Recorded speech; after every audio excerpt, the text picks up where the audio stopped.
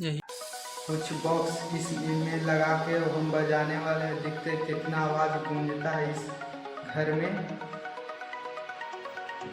यही बॉक्स है, देखिए हम लेके आ चुके हैं, देख सकते हैं। इसी को आज हम बजाने वाले हैं रूम के अंदर। देखते हैं कितनी साउंड आती है।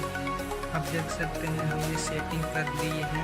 देख सकते हैं इस तार को यहाँ हम देख सकते हैं यहाँ एक बॉक्स रख दिया है।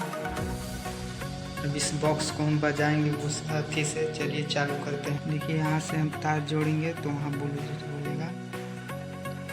देखिए लाइन आ चुकी है, अब वहाँ बोलेगा। देखिए आपको साउंड आ चुका है। अब गाना प्ले करके देखते हैं। देख सकते हैं चालू है। अब गाना को प्ले करते हैं हम।